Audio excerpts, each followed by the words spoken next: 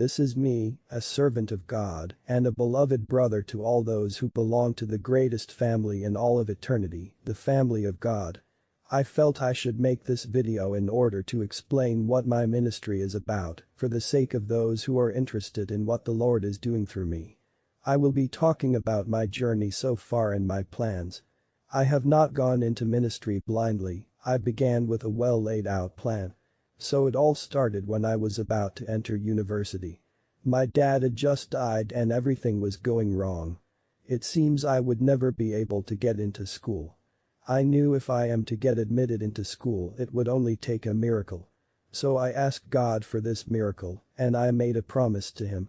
I promised that I will take my relationship with him more seriously if he should perform this miracle. God did it and it was amazing. The way he did it was nothing short of a miracle. Anyway, I was now admitted into school and I must keep my promise. I started spending a lot of time studying the word, praying, and soaking in worship. In fact, even though I was a student, I spent most part of my day pursuing hard after God. As I was pressing into God, something began to open up in my heart. I don't know what to call it.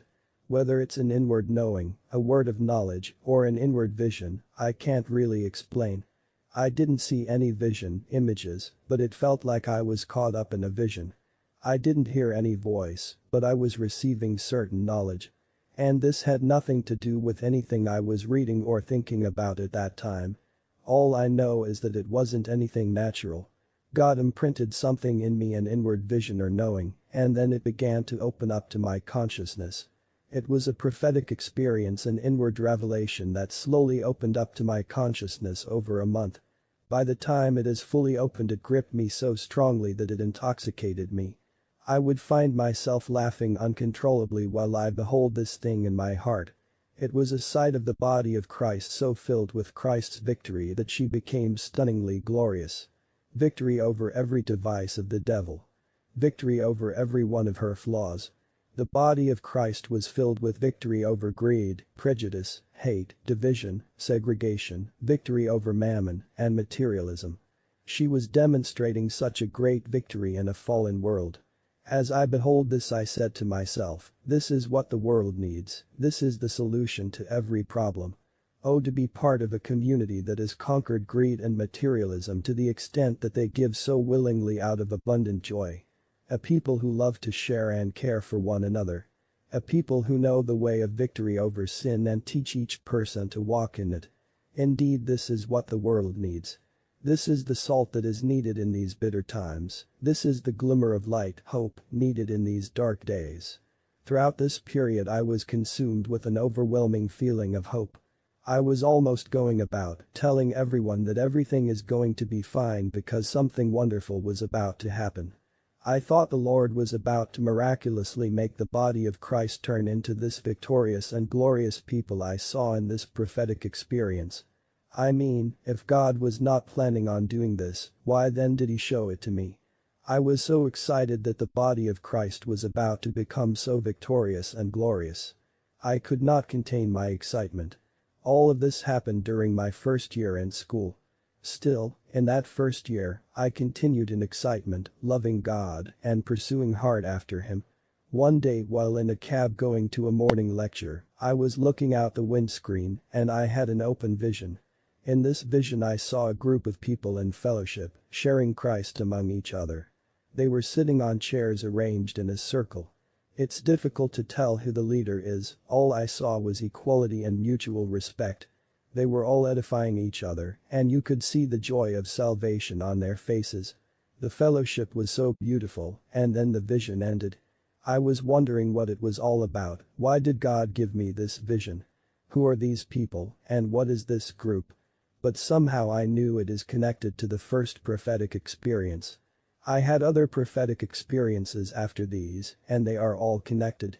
Although I have not fully grasped how connected some of them are, I just know they are all connected. One thing is clear, God has called me to plant Christian communities, but these communities are unlike anything we are familiar with today.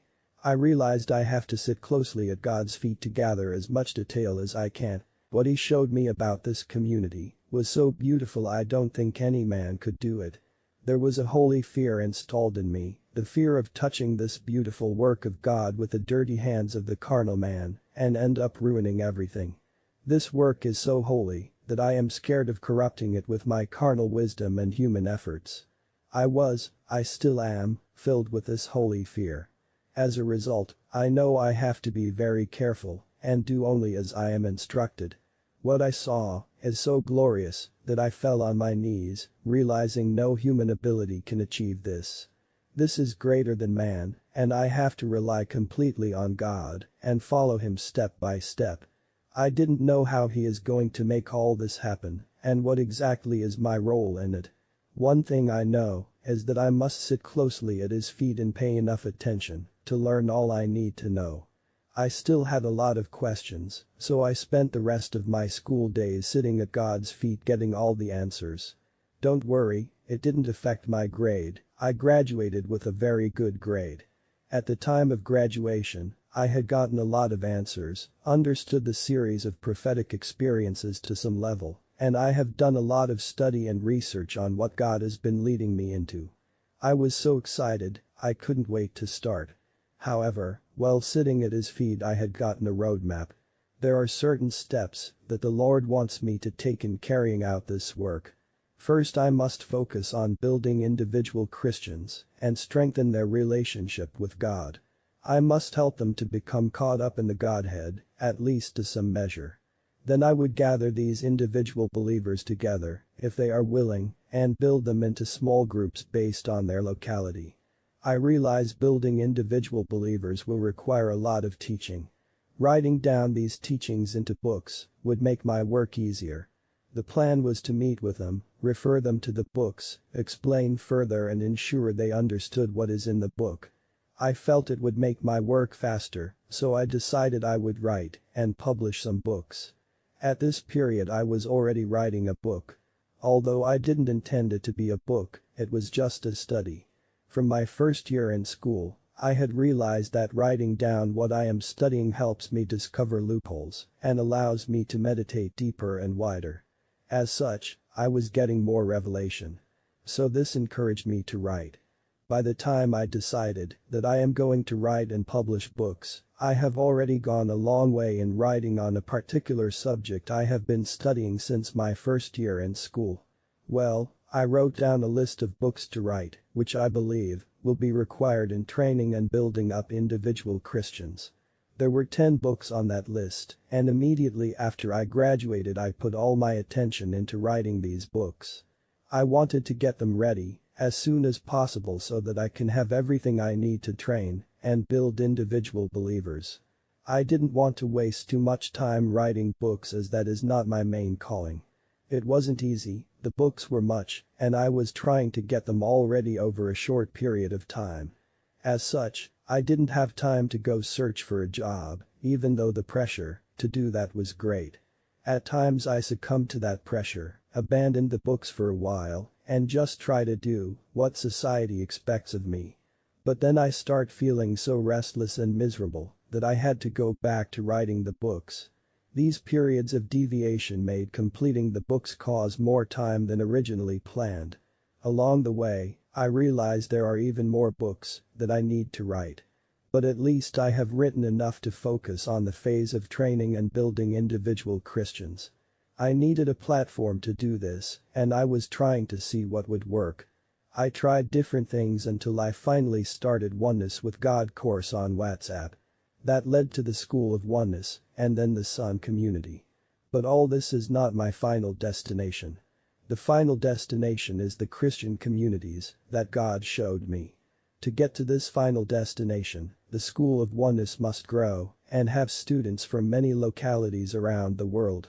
Yes, as much locality as possible. And when it is time to enter this final phase, one will start gathering these believers together and make them into small communities. This is something I have never done before, so I would need time to practice and become very good at it. By the time I have planted a number of communities, I should have gotten a handle on it. Then I will search from among the students in the School of Oneness, those who feel the Lord calling them to be apostolic workers. I would take these students with me well, planting these small communities, and I will train them on the job. I would establish a ministry called the Vine Apostolic Ministry. This would be the umbrella organization for all the apostolic workers trained by me. These workers would have mastered how to build communities as glorious and beautiful as the one God showed me. They would set out to start building Christian communities all over the world. The work of these apostolic workers would not be restricted to only members of the Son community. Any house church can call on them to help equip their fellowship. I desire that the Vine Apostolic Ministry should be known for its excellent work. It should be known for working with house churches that are dying, burn out, overwhelmed or invaded by carnality, or plagued by the powers of hell in any of its forms. The Vine Apostolic Ministry will help these house churches become glorious ecclesia, filled with the Spirit and power. Yes, filled with love, righteousness, and the supernatural. They shall become communities where every one of their meetings is glorious. The Vine Apostolic Ministry would be known for doing such an excellent job, and this is why many house churches would desire their services. This way the body of Christ will be filled with victorious and glorious Christian communities, just like I saw in the prophetic experience God gave to me.